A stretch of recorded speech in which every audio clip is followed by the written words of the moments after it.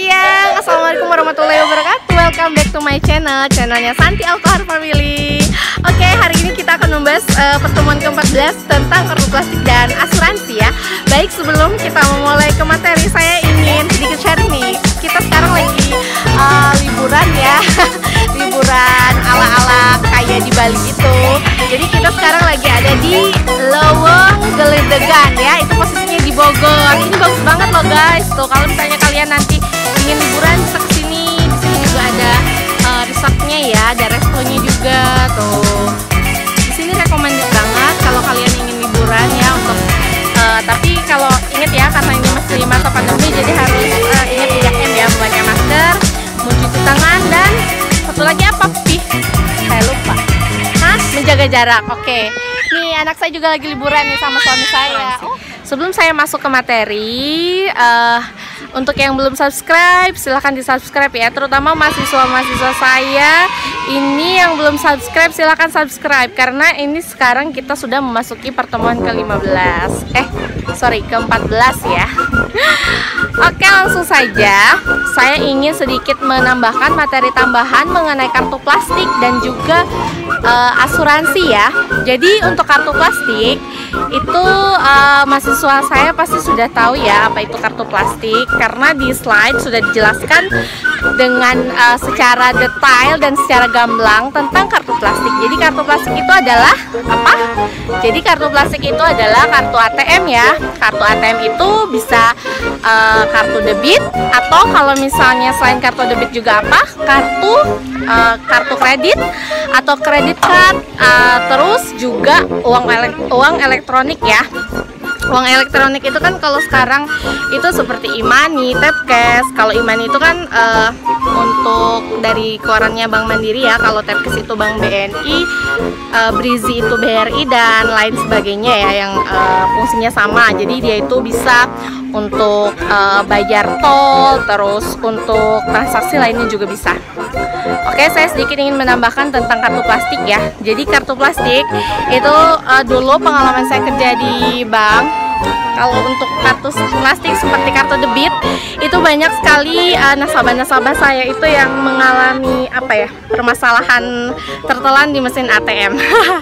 Jadi kalau misalnya di antara nanti mahasiswa-mahasiswa saya atau di antara rekan-rekan saya yang melihat atau menonton video ini, jadi kalau misalnya nanti suatu saat kalian atau rekan kalian mengalami permasalahan seperti ATM tertelan, itu bisa diurus ke ke bank yang kalian itu buka, misalnya rekening bank, contoh Bank BNI ya. BNI itu bukanya di misalnya kantor cabang pembantu Fatmawati. Nah, berarti nanti bisa dibantu dibuatkan ATM baru di kantor cabang Fatmawati. Tetapi dalam pembuatan ATM barunya, syarat-syarat yang harus dibawa adalah yang pertama, kartu kehilangan dari surat kepolisian. Nah, surat kepolisian itu bisa didapat di mana?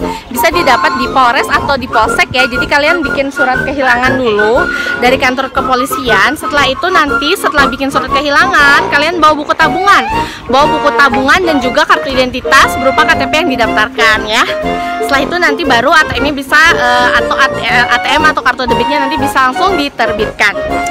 Oke, selain itu untuk kartu plastik ini saya ingin sedikit menjelaskan tentang permasalahan ya. Jadi banyak sekali yang kayak misalnya dia kehilangan dompet nih ya. Dompetnya itu misalnya ada kredit card. Nah, kredit cardnya itu biasanya kadang suka ada nasabah itu yang dibobol karena dia itu kredit cardnya bisa menggunakan tanda tangan, dan tanda tangan itu tertera di KTP.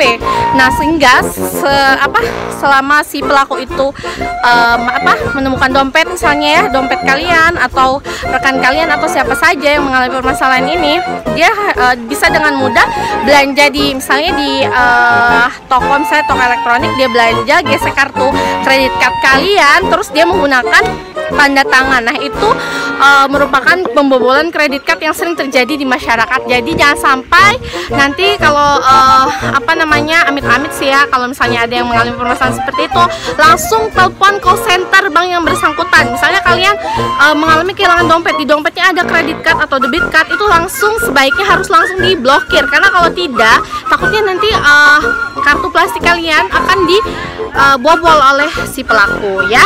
Oke, mungkin itu kalau itu yang mengenai permasalahan yang ada dalam kartu plastik.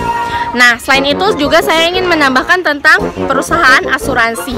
Nah, banyak dewasa ini banyak perusahaan-perusahaan asuransi yang kolaps, terus yang melakukan pembayaran yang harusnya dia membayar uang pertanggungan atau premi-premi yang sudah dibayarkan oleh nasabahnya, ada yang banyak yang terjadi gagal bayar dikarenakan apa? Dikarenakan kolaps perusahaan asuransinya. Kok bisa? Karena gini ya teman-teman, kalau misalnya nanti di antara teman-teman saya atau mahasiswa saya misalnya ada yang berkeluarga terus ingin membuka asuransi pendidikan untuk anak, kalian harus lebih berhati-hati karena di dalam perusahaan asuransi itu tidak semua produknya itu tradisional. Jadi di dalam perusahaan asuransi itu ada dua jenis produk ya. Kalau misalnya untuk pendidikan contohnya, yang pertama itu adalah produk tradisional, yang kedua itu adalah produk unit link. Jadi kalian itu harus hati-hati. Kalau untuk produk tradisional itu manfaatnya pasti. Jadi misalnya kalian buka pendidikan untuk anak, jangka waktunya misalnya sampai anak tersebut lulus SMA, setoran per bulan contoh 500.000.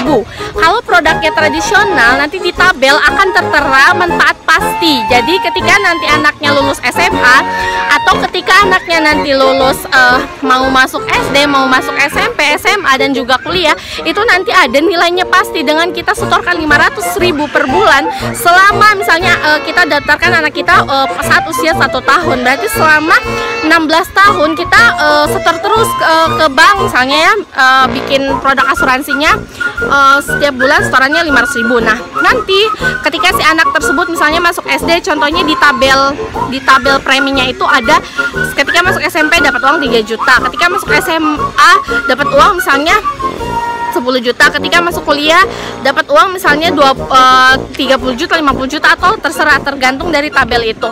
Nah, itu adalah merupakan manfaat pasti. Jadi kalau produknya tradisional itu kita tidak dirugikan, malah kita diuntungkan karena di produk tradisional itu terdapat bunganya di situ ya. Jadi selain kita menabung juga ada bunganya.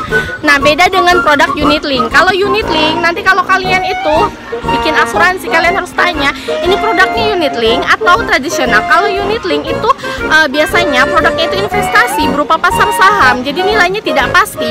Kalau misalnya kalian dikasih tabel, nanti kalau misalnya nabung 500.000 per bulan, nanti tahun ke-10 akan dapat uang segini, itu adalah estimasi ya, bukan merupakan nilai pasti. Karena kalau unit link itu hubungannya dengan pasar saham itu tidak pasti.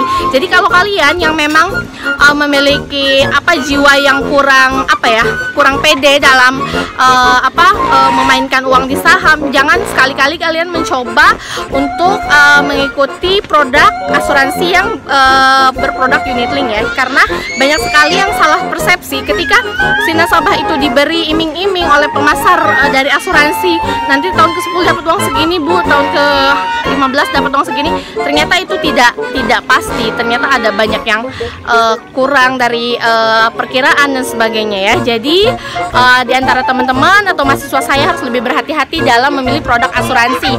Pilihlah kalau kalian memang tidak mempunyai jiwa yang tinggi dalam saham, pilihlah produk-produk tradisional, jangan produk-produk unit link ya. Baik, mungkin itu saja materi tambahan dari saya mengenai kartu plastik dan asuransi. Semoga materi yang saya berikan bermanfaat untuk kalian ya. Baik, wassalamualaikum warahmatullahi wabarakatuh. Bye bye.